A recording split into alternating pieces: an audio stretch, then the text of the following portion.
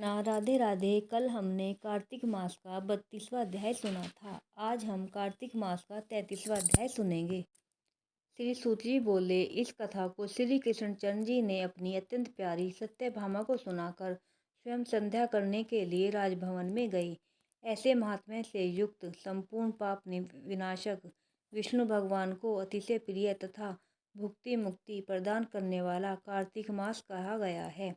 हरि जागरण, प्रातःकाल में स्नान, तुलसी महारानी की पूजा, अंत में उद्यापन तथा कार्तिक में नित्य प्रति दीपदान, ये 5 कार्तिक मास के व्रत के आवश्यक कार्य हैं। इन 5 व्रतों को जो प्राणी पूरे कार्तिक मास में करता है वह भुक्ति तथा मुक्ति दोनों फलों को प्राप्त करता है।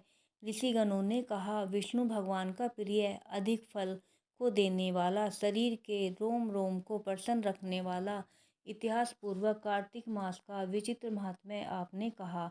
मोक्ष की चाह करने वाले अथवा भोग के इच्छुक प्राणियों को अपने दुख विनाश के लिए कार्तिक मास का व्रत अवश्य करना चाहिए।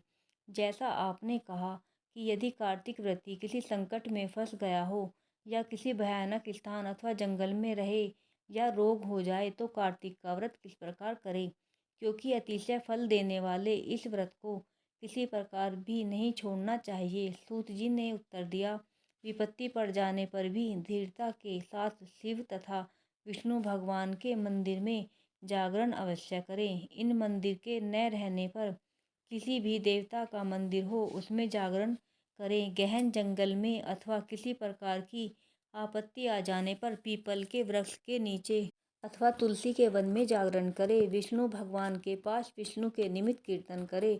इस प्रकार 1000 गोदान के बराबर फल मिलता है और उस कीर्तन में बाजा बजाने वाले को वाजपेय यज्ञ के बराबर फल होता है और नाचने वाला प्राणी समस्त तीर्थों में स्नान करने का फल प्राप्त करता है। किसी एक आपत्ति में पड़ जाने पर अथवा रोगी हो जाने से यदि कदाचित जल भी न मिल सके तो केवल विष्णु भगवान के नाम मात्र से मार्जन ही कर ले। यदि उद्यापन की विधि न कर सके तो व्रत की पूर्ति के लिए ब्राह्मणों को भोजन मात्र करा देवे, क्योंकि अलसित रूप विष्णु भगवान के लक्षित स्वरूप ब्राह्मण ही हैं। इनकी प्रसन्नता से सदा विष्णु भगवान निसंदेह प्रसन्न रहते हैं। यदि दीपदान भी न कर सके तो दूसरे के दिए हुए दीपक की वायु आदि से खूब सावधानी के साथ रक्षा करें और तुलसी महारानी के अभाव में वैष्णव ब्राह्मण का पूजन करें, क्योंकि विष्णु भगवान सर्वदा भक्तों के समीप ही रहते हैं। इन सबों में न होने पर व्रती ब्राह्मण गौ, पीपल और वट के वृक्ष की श्रद्धा से सेवा करें। सोनकादि ऋषियों ने कहा, आपने गौ तथा ब्राह्मण के पीपल और वट वृक्ष को क्यों बताया? सब वृक्षों में ब्राह्मण, पीपल और वट के वृक्ष पूज्य क्यों माने जाते हैं? सूत जी ने कहा, पीपल का वृक्ष साक्षात विष्णु है, बरगद का वृक्ष साक्षात शिव है और पलाश का वृक्ष साक्षात ब्रह्मा है। इनके पूजन, सेवा तथा दर्शन से सब पापों का नाश होता है। ऋषिगण कहने लगे कि हे धर्म जानने वाले हम लोगों को इसमें शंका है कि ब्रह्मा, विष्णु तथा महादेव जी की वृक्ष रूप क्यों हो गए?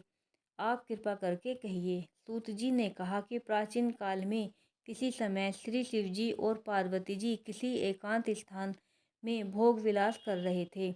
उसी समय उनके विषय भोग में विघ्न करने के लिए ब्राह्मण का स्वरूप धारण कर अग्नि वहां पर गए।